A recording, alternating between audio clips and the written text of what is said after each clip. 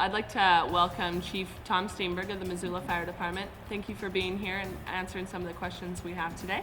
Thank you for having me. You're welcome. I guess we'll start with our first question. Are you ready to go? You bet. When was the need for an additional fire station originally identified?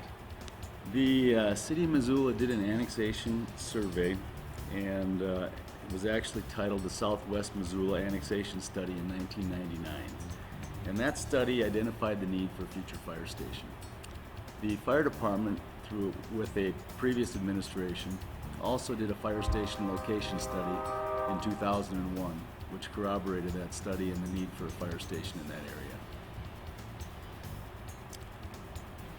The annexation study itself looked at population and growth projections in the Linda Vista Miller Creek area. And then obviously response times are real key for fire and emergency medical services. Current response times and a growing population in that area justify the need for a fire station. How are the residents in the Miller Creek area currently receiving their emergency services not having a Station 5 there? Currently, they're served by Fire Station number 3, which is located at 39th and Russell Streets. Like I mentioned earlier, response times are critical for fire and emergency medical responses. While we serve that area from Station 3, those response times from Station 3 do not meet our response time goals. And those goals are to have our initial engine company on the scene of a fire or medical emergency within 6 minutes, 90% of the time. They are receiving full services, just at a delayed response time. It's not, the response times aren't acceptable to our department, and that's why we've pushed for a fire station in this area.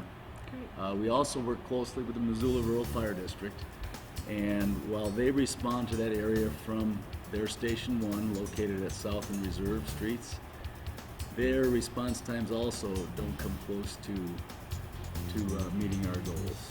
Okay. Those goals, how are those goals established? Well, those goals are established looking at a couple things. One, fire doubles in size every 30 seconds, and so we really try to get fire crews on the scene of a fire before that fire has a chance to grow and actually what we call flashover, where everything in that structure is superheated and bursts into fire at one point. That's really dangerous for the residents, obviously, and it's also very, very dangerous for firefighters. If we can intervene before that flashover event occurs, we can hopefully save anybody that's in that structure, as well as prevent injury or death to our firefighters. The same thing holds true for medical emergencies, especially medical emergencies involving cardiac or respiratory arrest. After about 6 minutes without oxygen, somebody's brain is going to die. And their chances of making a recovery then are very, very, very slim. I see. So that 6 minutes correlates specific. Okay, that makes some Both sense. the fire and EMS. Mm-hmm. Great. With the addition of this 5th fire station, how will those response times change comparatively? We'll be able to meet our response time goals of having an initial engine company at the scene of an emergency within 6 minutes. How does the additional fire station benefit other city residents outside of the Miller Creek area? Well, fire station number 5, this new fire station will be another fire station within our overall system. And what that means is that station will be staffed by a minimum of 3 firefighters, 24 hours a day, 7 days a week, 365 days a year. That station, while their initial response time district will be that neighborhood in southwest Missoula there, they'll also be available to respond anywhere in the city limits. Okay. All right. How is the station itself funded? Station number 5 is funded through the sale of general obligation bonds, and those bonds were on the ballot and passed by Missoula voters November 8, 2005. Excellent. For those of us that aren't, aware of all the specifics of a bond, could you tell us what a bond is and generally how it works? Sure. The sale of these bonds enables the city of Missoula to incur additional debt and finance construction and equipment costs. And those bonds will be sold, those bonds will be financed for a period of 20 years. It will result in an increase to property owners, but we think it's a pretty minute increase for the additional facilities and equipment that we're purchasing. And in other words, specifically, a property owner with a home valued at $200,000, it will cost them approximately $13.50 a year to fund those bonds. Okay, that's good information. Where specifically is this station? The station is located at 6501 Lower Miller Creek Road, Okay. which is on Lower Miller Creek Road past the golf course out there. Oh, okay. All right. Well, most of us know where that's at. How was the land acquired for the station? Did we just buy that out of this bond as well? No, actually the land was donated by the Maloney Ranch Corporation. And one of our battalion chiefs, Jeff Logan, was very instrumental in working with the Maloney Ranch LLC and facilitating that donation. Great. They were interested in a fire station. I believe they realized that emergency services are critical to an area, especially one that size and with that many residences. The area is projected to build out to house approximately 15,000 residents, Whoa. which is quite a sizable population. And so they worked with us, specifically their local manager, Artie Doris, worked with Jeff Logan and arranged that land donation to the city of Missoula. Great, great. How much land specifically is out there? 1.5 acres, Excellent. approximately 10 lots. Okay. So moving into the staffing of that station, how many people will have to be hired in order to staff that fire station? We'll need to hire a total of 16 firefighters to staff that station, once again, 365 days a year, 24/7. And we'll start hiring those firefighters in the near future. Great, great. So 16. That sounds like quite the number. How will that 16 compared to how many we have now? How will that grow? We've got 64 operational firefighters right now, and one of our challenges is bringing on these additional 16 firefighters and assimilating them into our current workforce.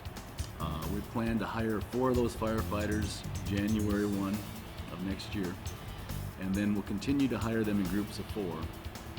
We've got 2 dedicated staff positions, a training officer and an EMS coordinator, that will have initial responsibility for training these firefighters. They will also obviously continue their training once they go on shift. But that training officer and EMS coordinator also are responsible for coordinating, developing, delivering all of our training to our current firefighters.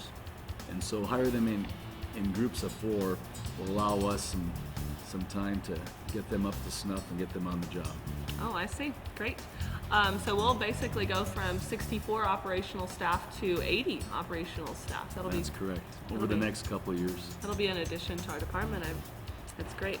How has the city planned to pay for these positions?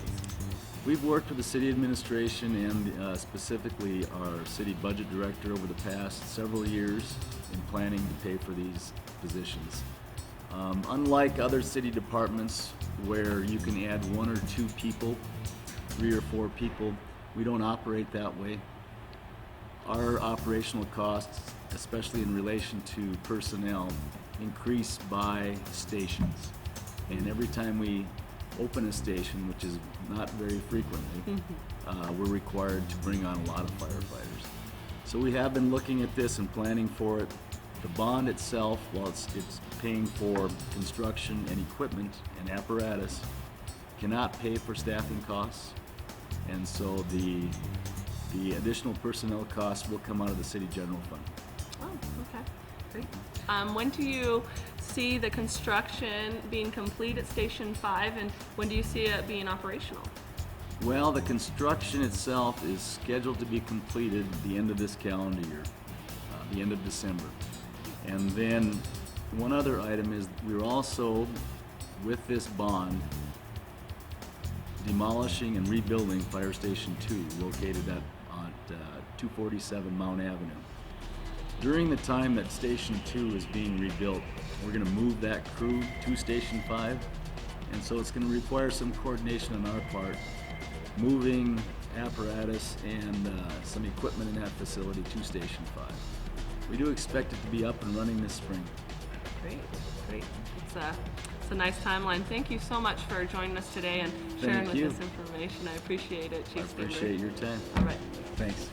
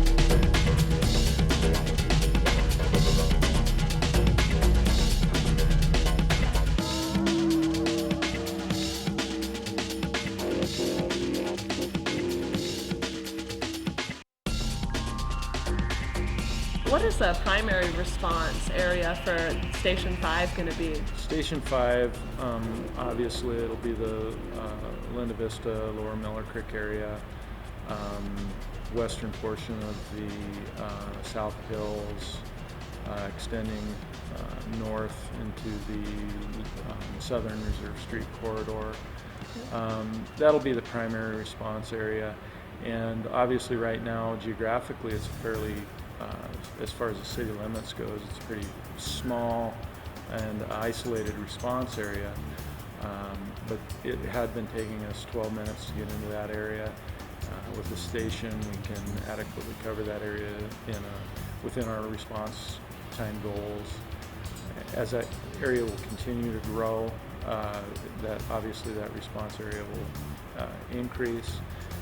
It's also important to note that that station, no station is standalone, and while it does provide a primary response area to the Linda Vista Miller Creek area, it's also important. Your fire department's going on over 5,000 calls a year.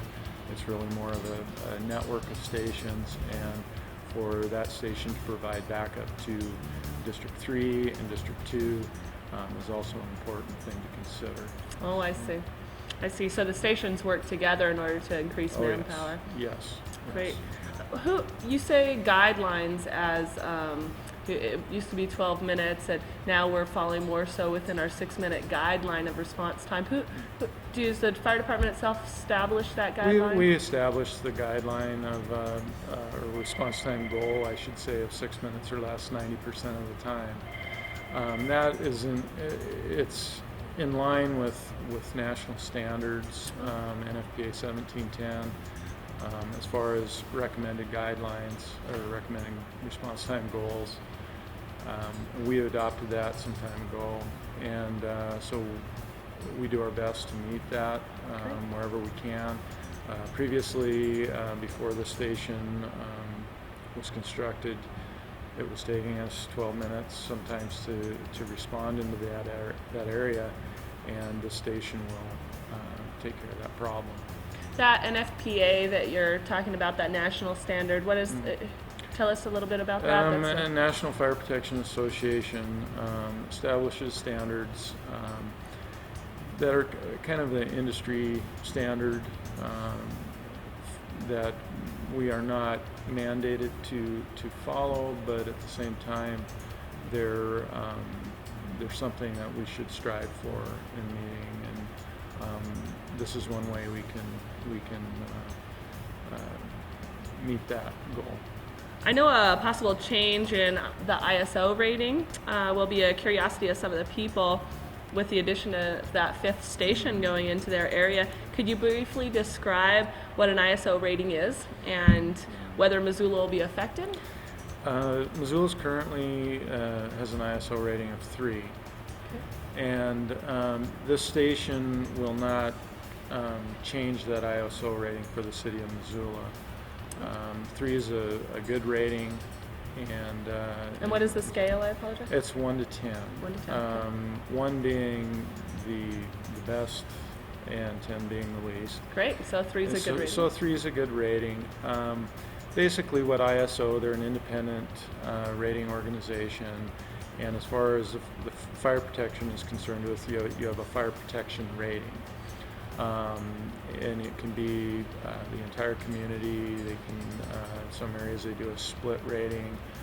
Right now, Missoula has an overall rating of 3, and that varies from community to community and fire district to fire district. But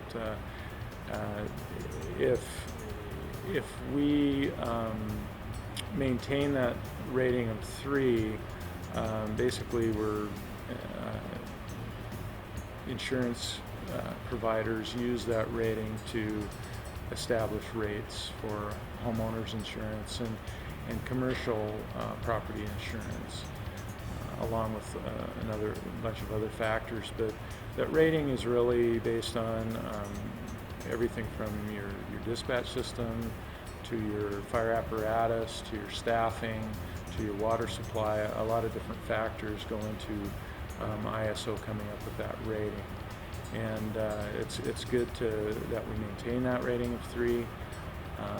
It'd be nice to go to a 2, and it does make a difference. And of course, it probably brings us to our next question, but basically, a citizen, if they're wanting to know, how ISO rating affects their property, they should contact their insurance provider and see how they're using that. There's also some areas that may not even that are not within the city that may benefit from it just due to the proximity of having a fire station closer to their home. Whereas right now Missoula is pretty much a blanket 3, but there's areas outside further up Miller Creek that may even receive benefits on their insurance rates because of having a fire station that's within a certain distance from their home. I see. So the 3 rating is not going to change us to a 2, which ultimately we'd love to see, but the proximity of having a station in that area may very well alter people's insurance, possibly. It could, and then really the only way to find out for sure is for people to contact their insurance provider and see how that will affect them. Okay, well, let's move on to the station, the longevity of the station. So it's being built now. How long do you see this station serving the city of Missoula? As long as possible. It's I think at 50 years minimum. Right. And that's why we're not slapping together a Quonset hut or some temporary type lightweight structure. This is going to be a well-built facility. It's a facility that was designed to fit into the neighborhood. We didn't want it to be an eyesore. We didn't want it to conflict with the architecture in the area. And it is a nice looking structure, and it is a very well built structure. And so we're in it for the long haul. We at minimum 50 years.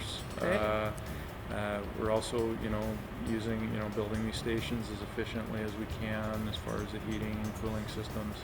So we don't want them to be expensive to operate and maintain either. So Excellent.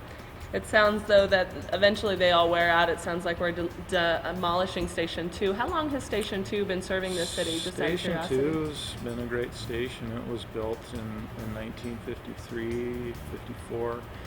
And so it's right at that 50 years. And it's actually structurally sound. The biggest issues with Station 2 are, of course, we need more room for apparatus. But mainly it's because of the heating and cooling systems are just failing. It's poorly insulated. We did look at initially doing a remodel of that building rather than demolishing it, and it's more cost effective to just level the structure and build a new one that's in its place, and to try and patch together to replace the boiler system, to do all this work that needed to be done. It just wasn't cost effective. So we're getting a whole new station that's got up-to-date modern systems. We're going to incorporate, planning on incorporating some solar hot water system into that, make it as efficient as we can. And hopefully that will be another station that lasts at least as long as the previous Station 2 did. Yeah, it sounds like it served us well for a long time. Yes, it has. How about the access into Miller Creek? This can be a hot topic, I think, in that area, and of concern to a lot of people. Yeah. How does the fire department, now that we're putting a station right into that area, what is the fire department's position? What are some ideas that you have on the access into Miller Creek? And you're talking about the bridge, obviously. Yeah, it sounds like there's been a few different ideas. The fire department support any way to improve access into that area, whether it be a bridge or improvements to the roadways. It doesn't change the fact that a station is needed there. Oh, absolutely. One way it would improve is like I mentioned earlier, that the Station 5 will also support other fire response areas throughout the city, and anything that would allow them to get out of that area and into other areas more quickly is definitely a benefit. The state, the area is kind of isolated, and it is, pretty much there's one way in and one way out of that area. And so a bridge or another kind of access would definitely enhance that station's ability to serve the rest of the community. But like I said, the 12-minute response time, we need a station in that area. That's why we're building it. And we understand that there's limited funds, bridges aren't cheap, and even road construction isn't cheap. And whatever is decided, if it ever happens, great. If it doesn't, we'll still be responding out of that station and serving the area. Yeah, absolutely. As we all know, the city's growing in all directions. It's pretty evident to all of us in that.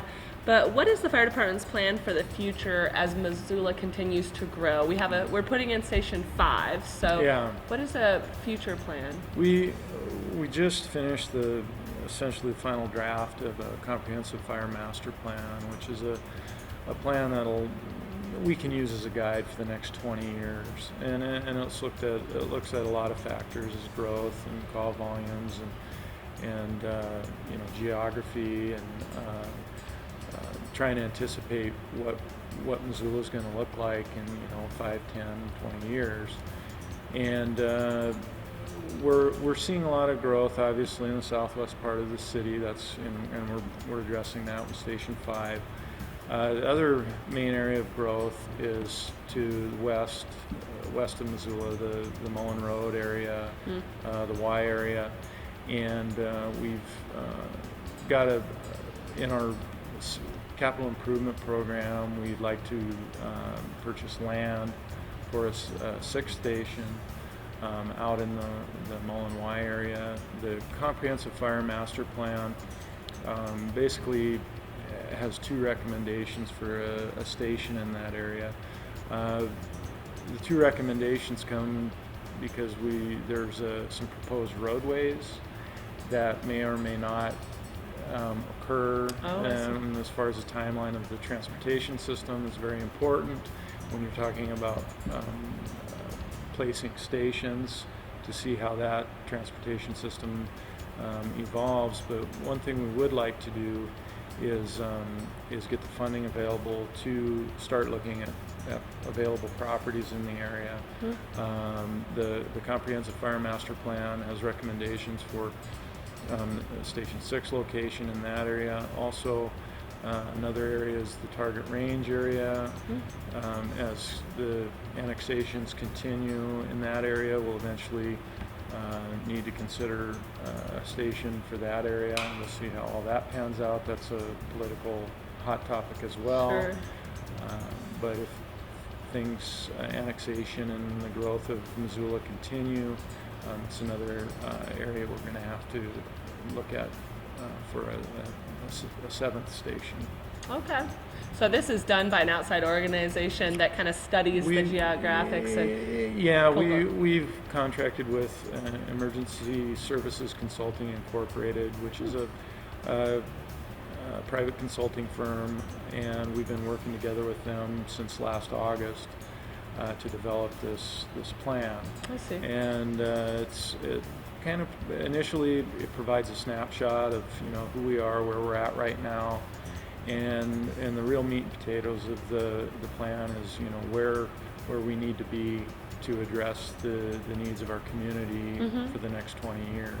Absolutely. And I plan on it being it's going to be a living document that we can update, we can review it periodically and update it as things change. Sure. And because that's one thing we're guaranteed is things will change. And so this is kind of a guideline. I mean, they obviously take into a bunch of facts that are now, but it also looks into the possibilities in the future. Yeah, they're looking at our call volumes, growth projections, all sorts of different factors that, how can we best predict what this service needs of the community are going to be in the future. And it's pretty easy to see right now as things continue to grow to the west that that's going to be the next area that we're going to need to address. Okay. It sounds to me like the fire department is doing a really good job of trying to address things far into the future and stuff. How do you feel about our fire department right now? Are we headed in the right direction? Are we doing things right for our community? I think we've got an outstanding fire department, and we've got outstanding people. And, I think we're a department that isn't willing to sit back and just keep on doing the same old thing. I think we have people that are eager to address the changing needs of our community, and I think right now we've got a rock solid fire department, especially in the state of Montana. I think we've got the best fire department in the state of Montana, and obviously our community appreciates the job our people do. We saw that with the passage of this bond. It was a very large margin of people voting in favor for it. People in Missoula obviously believe that fire protection is an important thing, and I'd really like to keep that going and build upon all the hard work that our people have done over the years, and continue to grow along with our community and address those needs. Absolutely. All right, Jason. Well, thank you very much for taking your time this afternoon. You bet.